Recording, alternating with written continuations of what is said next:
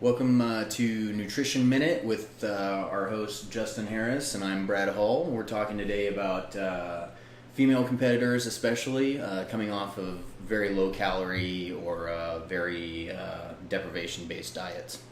Well, yeah, you find a lot of nutritionists work almost exclusively with females, and I think the reason for that is a lot of females in the fitness, figure, bikini industry come from an eating disorder background, and so you'll find when working with a lot of these girls later on is that their previous nutritionists gave them sort of I call them starvation diets, and the problem is a lot of these the female competitors will follow them because they come from that background of starving to look the way they want to look and a background of eating disorders. But the problem is that you end up burning these girls' metabolisms out, and so you work with a girl who's eating 700 calories a day, only protein, no fat, no carbohydrates, and doing it for weeks on end with 2 hours of cardio. Yes, they're going to get in shape. They're going to get in contest shape. And the additional problem with a lot of the figure and bikini is that they don't need to hold on to as much muscle mass. And so these starvation diets, the goal is just to get the weight off and the fat off. And they do work, and they will get the weight off. But the problem is that these females will rebound horribly after the show. You don't go from eating 700 calories of nothing but protein rings and whitefish for 6 weeks with 2 hours of cardio to eating any semblance of a normal diet without blowing back up. And so I think that's a big problem in the nutritionist industry is not learning to work with the female's metabolism to get them in shape without burning out the metabolism. And it is a problem. You take a super heavyweight male competitor who maybe eats 5,000, 4,000 calories a day in the off season. Say he eats 4,000 calories a day throughout the off season. Well, you put him down to 3,000 calories a day, he's already in a 1,000 calorie a day deficit. So he's burning a pound of fat every 3 days, and he's still eating 3,000 calories a day. Right, that's after a 25% cut. Yeah. I mean, but you can't do that with a female whose basal metabolic rate might be 1,200 calories. You cut 1,000 calories to get that same level of fat loss in a given week. They're at 200 calories a day, right. And so that's what ends up happening. And so a lot of these. It creates a vicious cycle of the women work with a trainer or a coach or a nutritionist, and they put them on this starvation diet with an excessive amount of cardio, and then after the show they balloon up, and so it creates this cycle all over again. And so what I recommend with females is a much more sane off-season approach, but a lot of times you'll get them after that ballooned up off-season. So in that case, I try to work with them for a much longer period on a diet. A large male bodybuilder can get in shape from fat to fabulous in 12 weeks, where a female... Is that what you're naming your new programs? Yeah, fabulous in 12. But a female bodybuilder, not a female bodybuilder, a female figure, a bikini competitor can't do that same transformation in 12 weeks without doing that dramatic calorie drop. They just don't have the calorie range to work with. Right. So I typically recommend working with them for 16 to 20 weeks. And a lot of my female clients with figure and bikini will work with them year round. Mm-hmm. And the goal in the off season is to get them to try to build their metabolism up as high as possible. You really don't have a huge range. You might be able to get them from a 1,200 calorie basal metabolic rate to 1,400 calories, something like that. But that does make a big difference in the contest prep. Right. Yeah. Especially like you said, depending on their size. The 100-pound girl, 120-pound girl. There's a big difference between muscle mass there and calories that they can consume. One of the things that you mentioned is that huge post-show rebound to a lot of the girls that happens, and what I've seen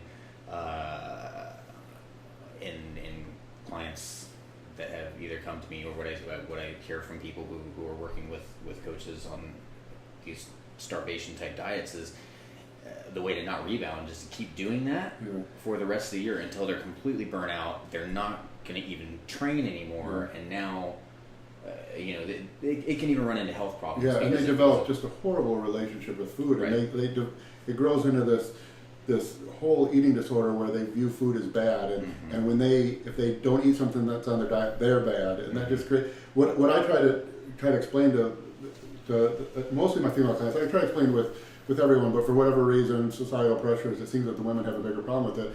I say that when you have a job, you build up vacation time. You get 2 weeks of vacation, and you plan for that vacation. And when you take your day off from work, or you take your vacation day, you don't feel guilty about not missing work. Well, I look at the diet the same way. You don't want to eat your diet food. No one wants to eat grilled chicken breast when they could eat a pizza. But when you have these physique goals, you have to follow this diet. It's like you have money goals. You have to go to work and to earn your income. Well, you have to do the same thing with the diet. And so no one wants to eat the diet, but it's just like no one wants to get up and go into work. You do the same thing.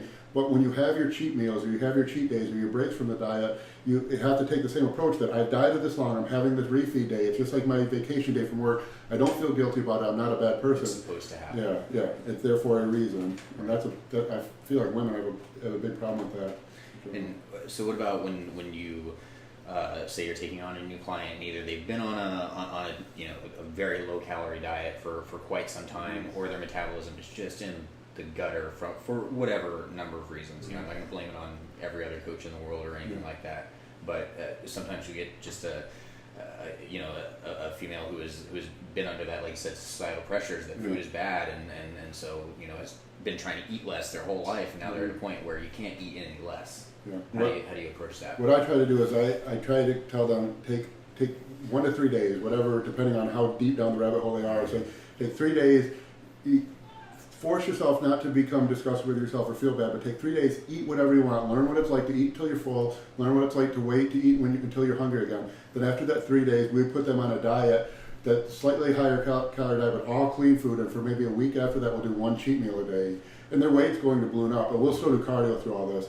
But eventually their metabolisms start to build back up, and then after about a week, we'll go back to a off-season pre-contest diet where they're eating around the same calories as their basal metabolic rate, but it's all clean food. And like I usually cycle carbohydrates. A lot of times in situations like this, we'll do basically a low medium carb day, basically a moderate carb day all during the week, and then we'll have 1 really high carb day with a cheat meal. And I tell them to learn to treat that high carb day and that cheat meal as your vacation day from work. Look forward to it, understand that it's there for a reason. And when you eat the food, you're eating the cravings you've had in that 1 cheat meal, and you're getting them out of your system so that the rest of the week you can follow your diet. And they will gain in weight, but eventually they reach a point where they're following this diet. They're not hungry all day anymore. You find the right point where they're ready to eat the next meal. And they're not, they're hungry when it's time to eat. They're not full and stuffed when it's over, and they basically maintain their weight. Then from that point, we'll try to slowly bring cardio back down and try to do the same thing, slowly bring cardio down, we're maintaining that same weight.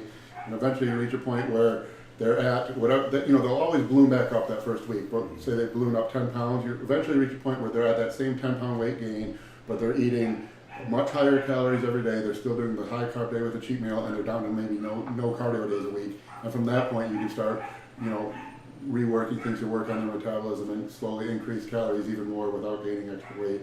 It's a long process, though. It's not something. Right. Yeah. It doesn't happen quickly. Yeah. I mean, it's an entire off-season approach. Yeah. Very good.